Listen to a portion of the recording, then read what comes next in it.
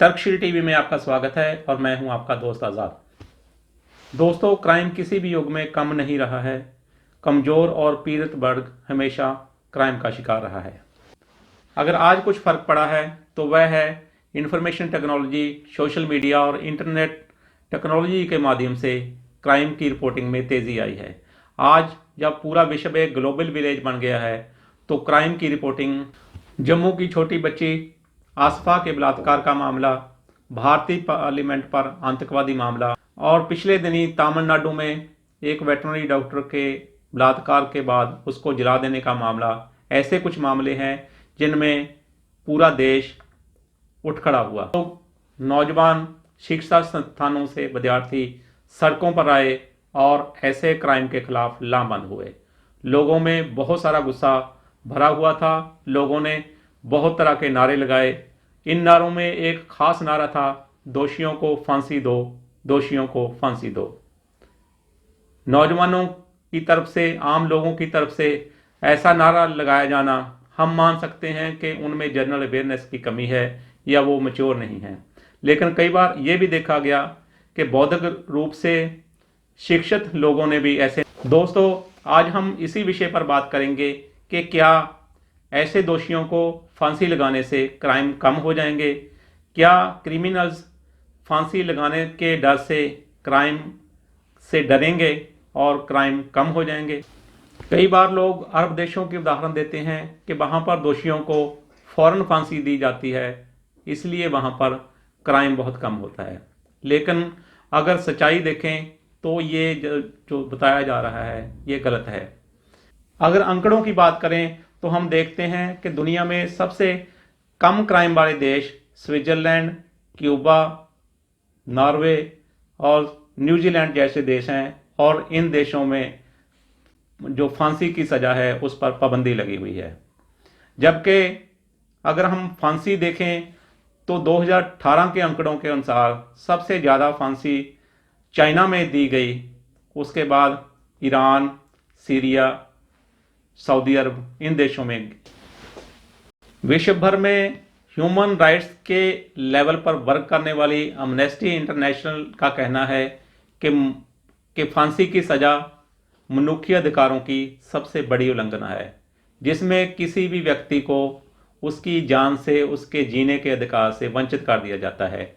इसी का कारण है कि एमनेस्टी इंटरनेशनल पूरे विश्व में फांसी पर रोक लगाने के लिए प्रचार कर रही है और इसी के प्रचार के कारण आज पूरे विश्व में 106 देश ऐसे हैं जहां फांसी की सज़ा पर पाबंदी लगाई जा चुकी है।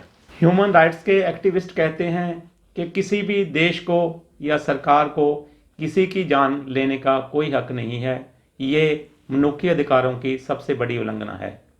कोई भी जन्म से क्रिमिनल पैदा नहीं होता, उसको उसके समाज की, उसके देश की परिस्थितियां क्राइम की तरफ ले जाती हैं। इसलिए ऐसी परिस्थितियों को ख़त्म करने की ज़रूरत है जो किसी को क्राइम की तरफ ले जाती हैं, ना कि किसी की जान लेने की। और ये भी देखा गया है कि किसी को फांसी पर लटकाए जाने से वो क्रिमिनल ख़त्म बहुत कम होता है, लेकिन उसके अमर हो जाने के चांसेस बहुत बढ़ जाते हैं। और कोई व्यक्ति स्टेट से, राज्य से उसकी फांसी का बदला लेने के लिए कई बार क्राइम का रास्ता जरूर अख्तियार कर लेता है।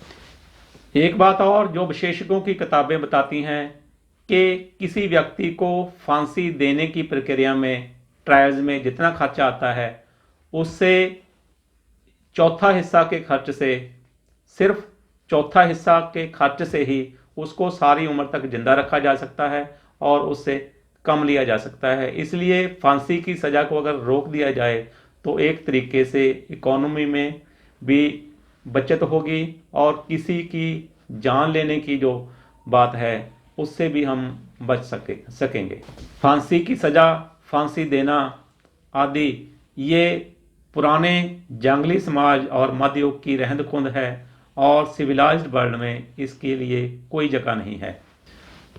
पूरे विश्व में फांसी की सज़ा को ख़त्म करने वाले देशों की गिनती लगातार बढ़ रही है और हम कामना करते हैं कि आने वाले दिनों में आने वाले वर्षों में पूरा विश्व फांसी की सज़ा से मुक्त हो जाएगा। सारे देश फांसी की सज़ा पर रोक लगा देंगे और हम इस जो मध्ययुग की अनसिविलाइज्ड वर्ल्ड की जो एक बचत खुचत है, इससे छुटकारा पा सकेंगे। इसलिए दोस्तों, फांसी की सज़ा से कोई मसला हल नहीं होगा। हमें पूरे देश को क्राइम्स के खिलाफ खड़े होने की तो बहुत ज़रूरत है, लेकिन फांसी की जो हम मांग करते हैं, ये मांग सही नहीं है। इससे कोई मसला हल नहीं होगा। हमें बात करनी चाहिए क्विक ट्रायल्स की, डेमोक्रेसी की, सिस्टम के सुधारने की और परिस्थितियों को सुधारने की जिसमें क्राइम पैदा होता है। For more contents related to rational thinking, subscribe our Tarksheel TV channel now. For instant updates of new videos, don't forget to press the bell icon.